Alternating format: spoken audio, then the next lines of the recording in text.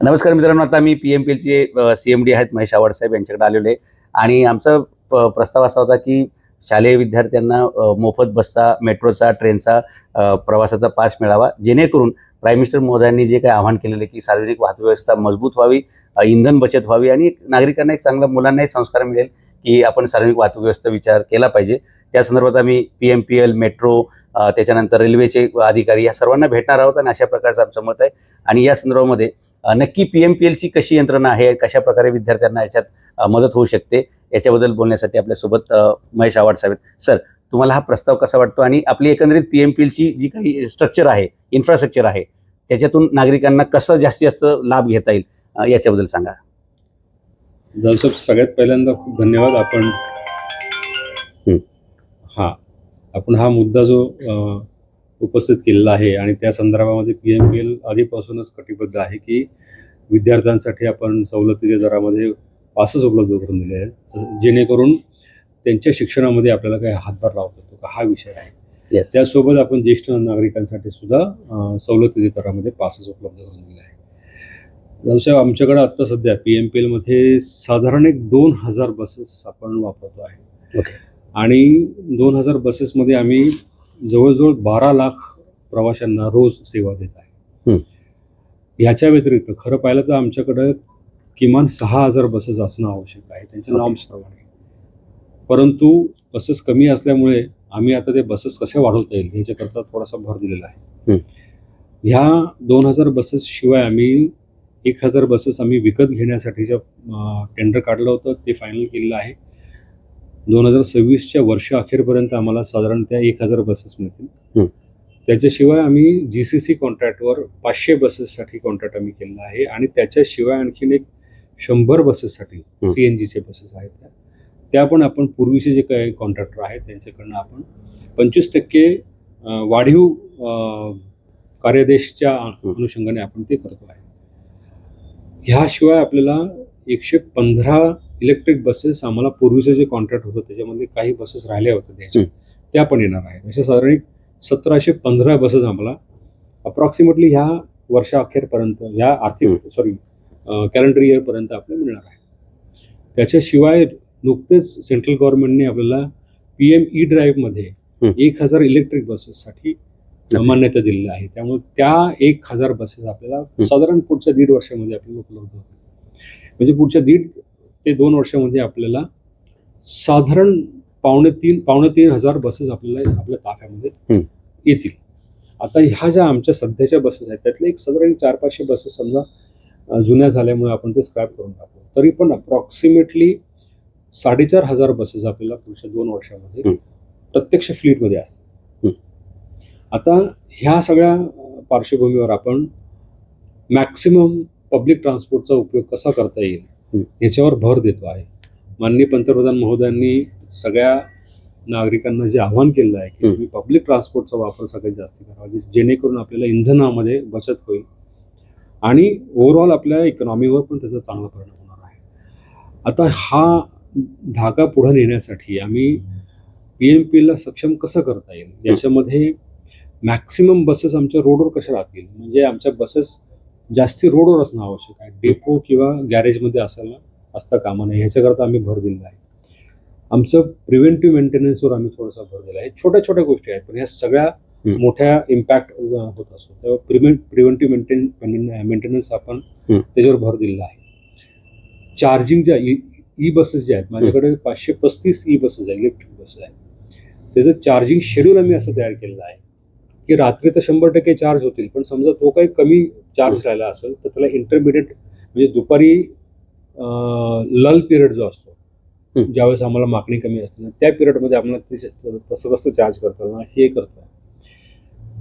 हे सगळं करत असताना लोकांपर्यंत आपण जावं त्याच्याकरता IT चा वापर असेल, न्यूजचा वापर असेल, अनुकरण म्हणजे आम्ही स्वतः बस वापरतोय. तर माझ्या ऑफिसमधले PMPLचे जे कर्मचारी आहेत ना, त्या सगळ्यांना आम्ही आवाहन केलेलं आहे की तुम्ही किमान 1 दिवस तरी बसने प्रवास करा.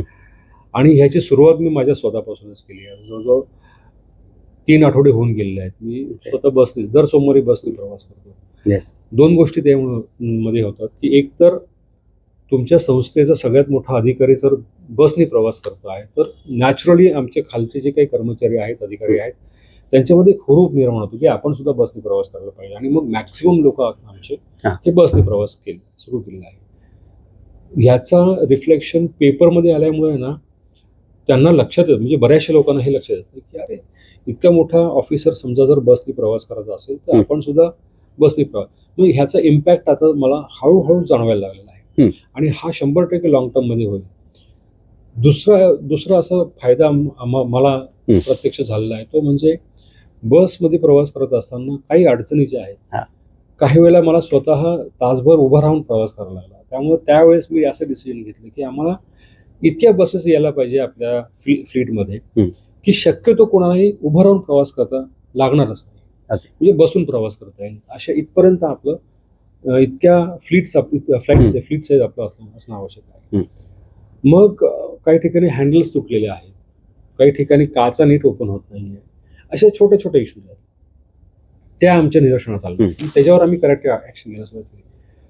मला एक खूप गर्वाने सांगावं असं वाटतं की हे सगळं आम्ही करत असताना म्हणजे सुरुवातीच्या काळामध्ये तर माझ्या ज्या बसस्टॉपमधून मी बस घेतो ना तिथल्या लोकांना माहिती नव्हतं, पण मी फक्त ऑब्झर्व करत होतो. आणि मला ज्या ज्या ठिकाणी मी प्रवास केलेला आहे, ज्या ज्या बसमधून प्रवास केलेला आहे, त्या कर्मचाऱ्यांबरोबर प्रवास केलेला आहे, त्या लोकांना माहीत नाही की हे CMD आहेत. साध्या वेशामध्ये आपण आहोत, आम्हाला काही युनिफॉर्म नाही आहे.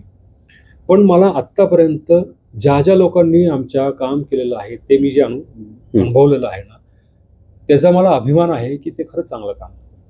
म्हणजे आमचे तिकीट चेकर असतील, आमचे कंडक्टर्स असतील, आमचे ड्रायव्हर्स असतील, खूप चांगल्या प्रमाणात.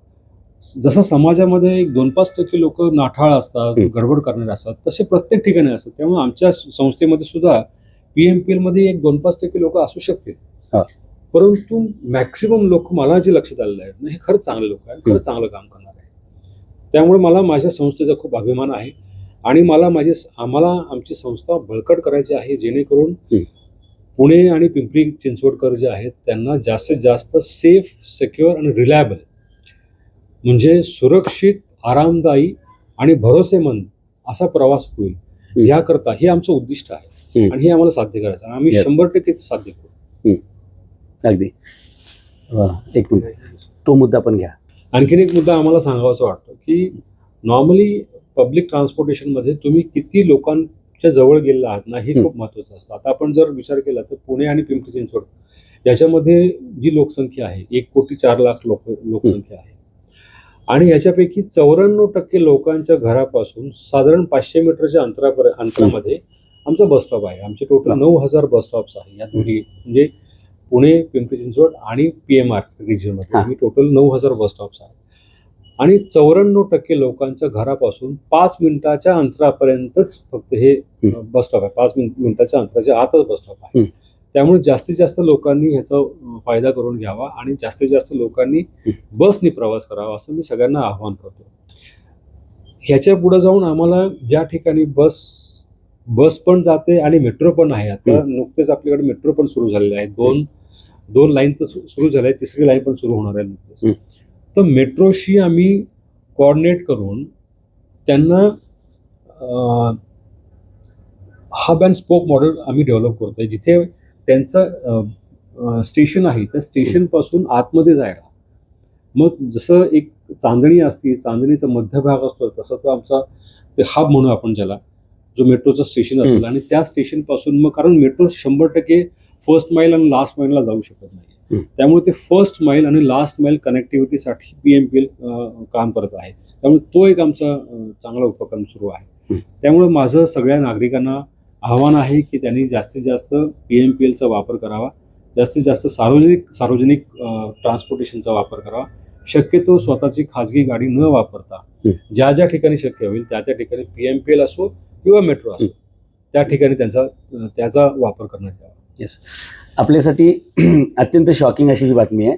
म्हणजे आपल्याला कधी जाणवलं पण नसेल की 94% लोकांच्या घरापासून 5 मिनिटाच्या अंतरावरती बस स्टॉप्स आहेत, पण आपण खाजगी गाड्या असल्यामुळे किंवा आपण सो कॉल्ड प्रतिष्ठित माणसं असल्यामुळे याच्याकडे कधी बघितलं नाही.